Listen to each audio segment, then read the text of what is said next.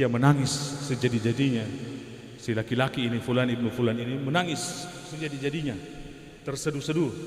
Dan mulai sholat di rakaat pertama, dia sholat dengan terseduh-seduh. Rakaat kedua seperti itu, rakaat ketiga seperti itu. Rakaat keempat saat dia sujud, sudah tidak bangun-bangun lagi. Subhanallah, husnul khatimah. Harga yang harus dibayar mahal, yang bisa didapatkan dengan sidq ma'allah, jujur dengan Allah subhanahu wa ta'ala.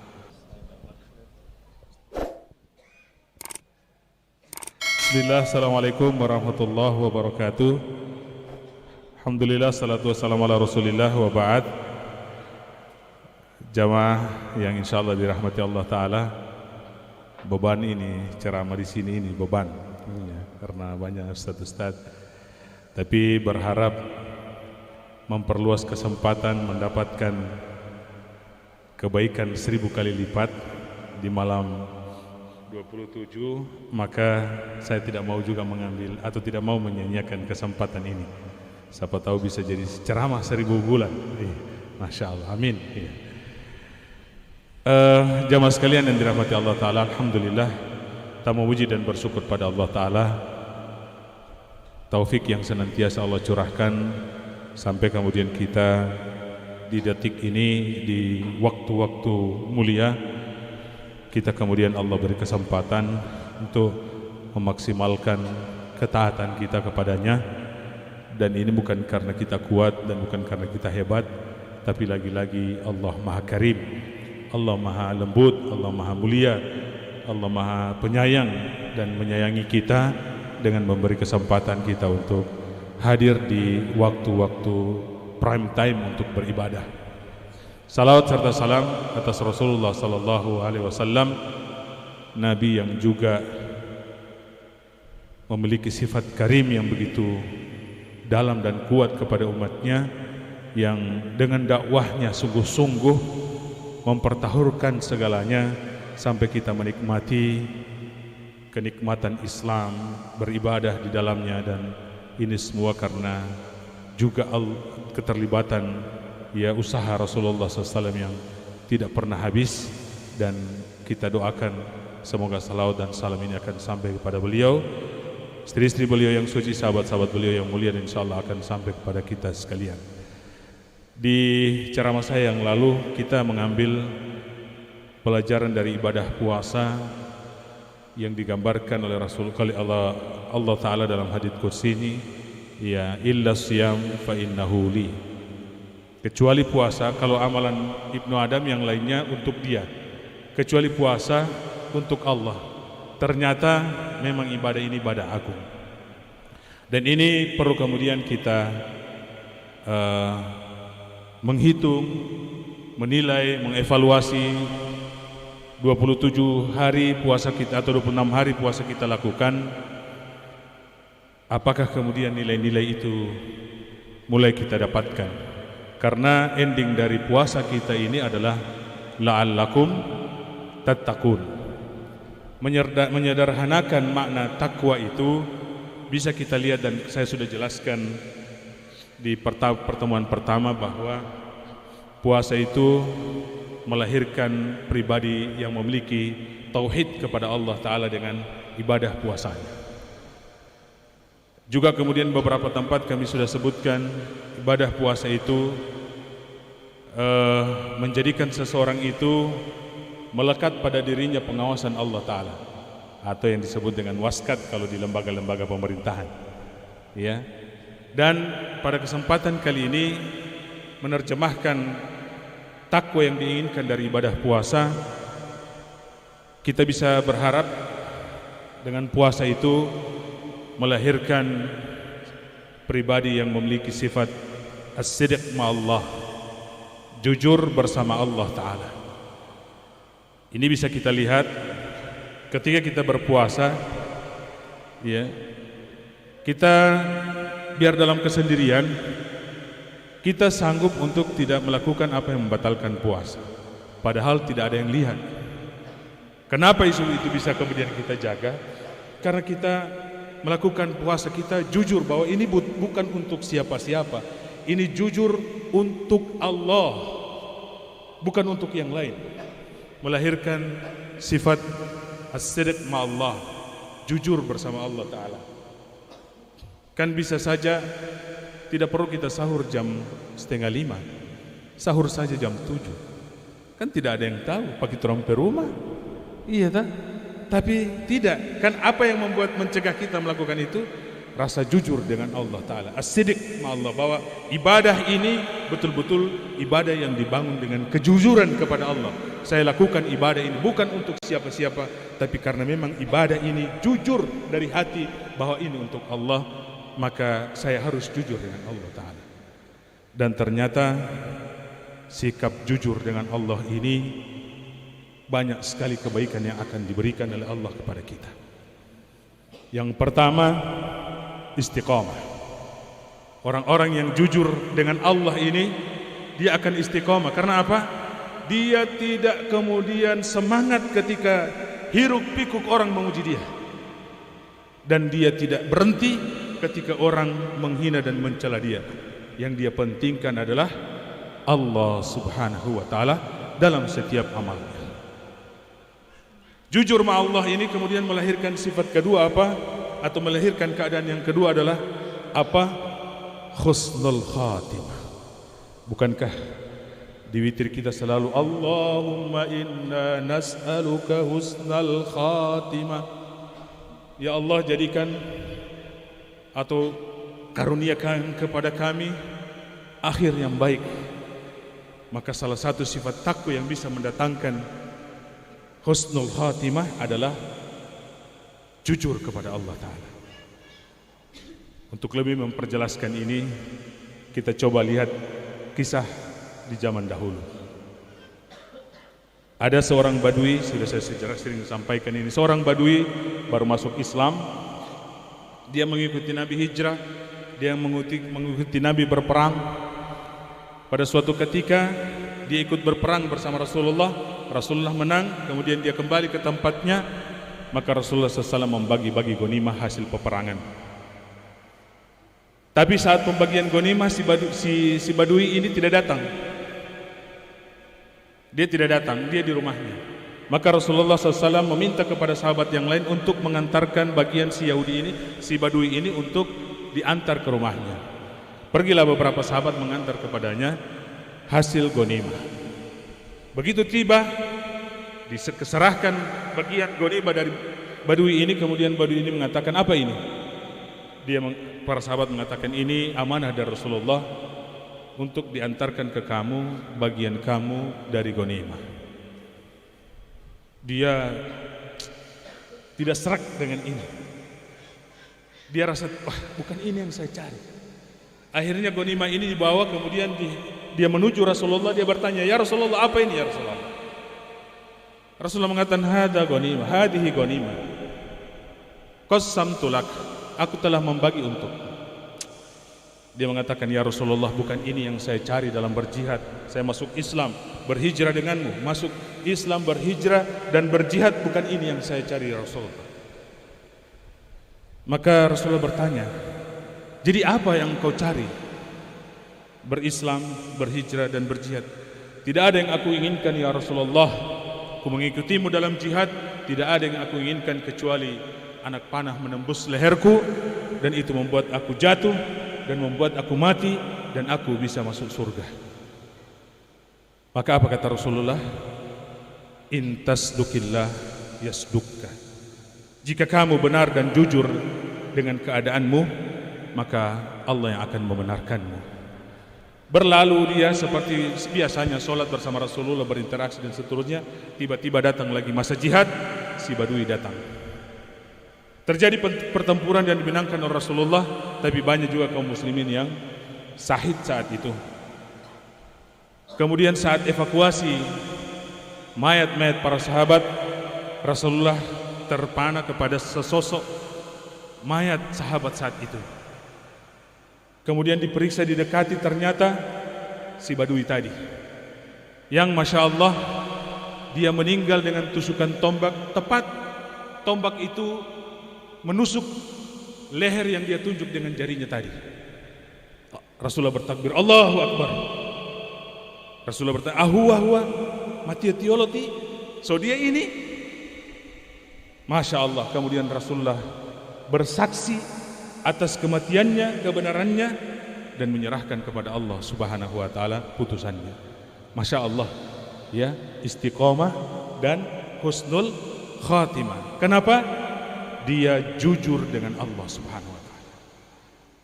Jujur inilah yang kemudian dengan Allah membuat kita istiqomah, kemudian berharap bisa dapat husnul khatimah. Husnul khatimah itu mahal, Pak. Harus ada harga yang kemudian dikeluarkan.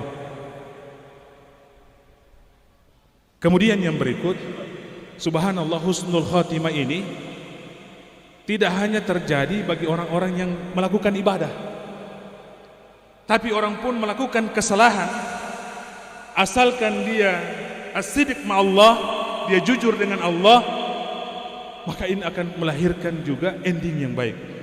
Kalau tidak salah Ustaz ya, Ka'ab bin Malik Ustaz ya, kisah Ka'ab bin Malik ketika tidak bisa atau dia tertinggal dari pasukan dalam perang Tabuk. Kalau tidak salah begitu Ustaz ya. Saat Rasulullah mengumumkan perang Tabuk, pendaftaran peperangan di masjid seperti ini, sudah mulai mendaftar orang. Besok paginya Ka'ab ini pergi sebentar di kebunnya. Memang di perang Tabuk itu syaratnya harus ada bekal, harus ada kendaraan, karena Tabuk pertempuran dengan Romawi yang jauh dan musim panas. Maka Rasulullah tidak memberi kesempatan bagi yang tidak memiliki kendaraan dan tidak memiliki bekal. Banyak sahabat yang mau ikut kemudian tidak bisa ikut karena mereka tidak memiliki apa yang mereka bisa jadikan bekal. Ka'ab saat itu sejenak singgah dulu di kebunnya yang lagi merekahnya buahnya. Karena musim panas, jadi kurma berbuah luar biasa. Tak asik Ka'ab ini melihat kurma lagi ranum. Wah, tak asik ya, mungkin ya tanpa cuci haji, bagus haji ya. Lagi banyak-banyak orang bercuci ya. Usaha kita ya, toko lagi laris-larisnya ya. Apalagi menjelang 3 hari lebaran ini, woi, doi itu tinggal main isi ya. Ka'ab terpesona dengan ya kilauan kebun kormanya, sampai dia lupa sopigi orang pasukan berjihad ke Tabuk ini. Akhirnya ilotolalingolio te Ka'ab. Ada beberapa yang tertinggal. Begitu singkat cerita pulang dari Tabuk dan lain sebagainya, Rasulullah kemudian coba mengevaluasi kenapa ada orang tidak pergi. Di sidang ditanya di sidang, kenapa tidak ikut? Ada orang-orang munafik tidak ikut, kasih alasan sama Rasulullah, Rasulullah langsung terima. Oh, saya lagi sakit begini, padahal dia berdusta. Sudah, oke, terima. Kalau mau, Ka'ab juga bisa seperti itu. Dia bisa seperti itu. Cari alasan ya, yang biasa kita orang kalau ada salah kemudian diperiksa ya iya. Ka'ab tidak tahu mau bilang apa. Dia bilang karena sakit, ada sehat-sehat. Akhirnya ketika ditanya Rasulullah dia sampaikan apa dah? Saya ini mau pergi, cuma saya singgah di kebun, tiba-tiba saya terpedaya dengan ini kebun. Akhirnya apa?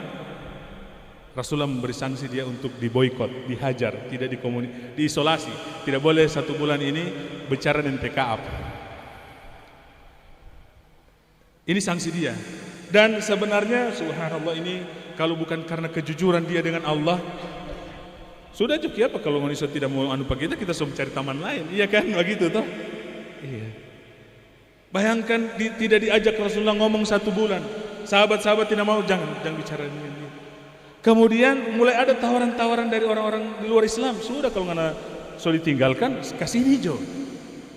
Kan bisa saja kalau dia tidak jujur dengan Allah, oh iya anak sumpah ikut dengoni. Tapi tidak, dia tunggu, dia istiqomah, minta ampun kepada Allah Ta'ala, dan dia tetap menunggu dan menjalani sanksi ini. Akhirnya kemudian Ka'ab dibebaskan dari sanksi itu, dan Ka'ab kemudian kembali ya kepada Allah Subhanahu Wa Ta'ala, kemudian diterima ya. Ini orang yang salah, tapi karena dia jujur, akhirnya juga kemudian ditolong oleh Allah Ta'ala. Dan sidq ma'allah ini bukan hanya cerita orang-orang soleh terdahulu. Ada salah satu video terakhir yang saya lihat tadi kemarin, ketika di Ramadan 1435 ada seorang dai Maroko, dia mengatakan bahwa dia bermimpi didatangi Rasulullah SAW. Kemudian Rasulullah mengabarkan kepadanya, pergi cari si fulan ibnu fulan, kabarkan dia adalah ahli surga. Malam berikut ketika dia tidur, sama mimpinya, dia muncul lagi Rasulullah menyampaikan fulan ibnu fulan, beri kabar kepadanya dia ahli surga. Akhirnya malam ketiga juga demikian. Kemudian dia pergi umroh, segera berumroh. Kemudian setelah umroh dia cari teman-teman dekatnya untuk menanyakan fulan bin fulan ini di mana rumahnya. Mereka dapat, ternyata dia tinggal di kota Mekah, pinggiran kota Mekah, kota-kota yang agak sedikit kuno. Begitu sampai di daerah itu ditanya, kalian kenal fulan ibnu fulan? Masyarakat sekitar itu heran, kok ada orang seperti kalian tampang-tampang soleh cari teh fulan bin fulan ini? Heran dorang. Kemudian tunjukkan rumah fulan itu di mana? Rumahnya di situ. Mereka datangi, mereka ketuk, masuk. Ternyata yang keluar kemari ini bertanya, apakah ini rumah fulan? Betul. Kalian mau apa? Siapa kalian? Ada apa? Rupa panggil pancing anu juga ini. Akhirnya si dai tadi menyampaikan kepadanya, aku dari Maroko begini, aku telah bermimpi dan begini-begini, dan aku didatangi Rasulullah untuk mengabarkan kepada kamu bahwa kamu ahlu surga. Lehulo otipai suah. Ana, dia sambil terduduk. Iya, ini ru'ya hak, ini mimpi yang hak. Ana, wa'u, dia tidak percaya bahwa ada kabar gembira dari Rasulullah bahwa dia penduduk surga. Maka dai ini mengatakan, ayo kita pergi ke sholat di Masjidil Haram. Nah, iya tunggu, saya mau mandi dulu, bersih-bersih. Begitu perjalanan, si dai tadi ini penasaran, mawolo karajale wala beti, apa dia punya amal? Ketika ditanya, apa amalmu sampai kamu jadi mendapatkan kabar seperti ini? Dia mengatakan, wallahi ana rajulul harban, ana afjarul rajul fi hadhil mantiq. Aku ini orang yang paling jelek, laki-laki paling jelek amalnya di penduduk kampung ini. Ana orang yang suka terlambat sholat. Dekat Ka'bah sudah berapa tahun aku tidak kunjungi. Ana ini orang yang harban, paling malas dan kurang bagus ibadahnya. Maka si dai mengatakan, apa amalanmu? Masa tidak ada? Dia mengatakan, mungkin ada satu. Apa itu? Dulu ada tetanggaku, kemudian dia meninggal. Maka saat dia meninggal, aku bersumpah kepada Allah, wallahi aku akan tanggung janda tetanggaku itu dengan jalan setiap aku dapat penghasilan, aku bagi dua. Satu bagian aku serahkan kepada keluargaku, dan sebagian yang lain untuk janda tetanggaku. Dan aku lakukan itu sampai hari ini. Subhanallah, ternyata ini amalan beliau. InsyaAllah dia jujur dengan amalannya. Sejak kematian tetangganya sampai dia ditemui oleh dai itu, ini masih berlaku, istiqomah dia. Kemudian apa?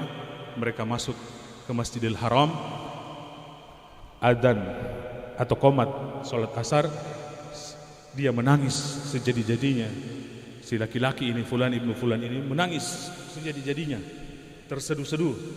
Dan mulai sholat, di rakaat pertama dia sholat dengan terseduh-seduh, rakaat kedua seperti itu, rakaat ketiga seperti itu, rakaat keempat saat dia sujud sudah tidak bangun-bangun lagi. Subhanallah, husnul khatimah, harga yang harus dibayar mahal, yang bisa didapatkan dengan sidik ma Allah, jujur dengan Allah subhanahu wa ta'ala. Ya, subhanallah, jujur ini bisa didapatkan dengan puasa yang kita lakukan 27 hari ini.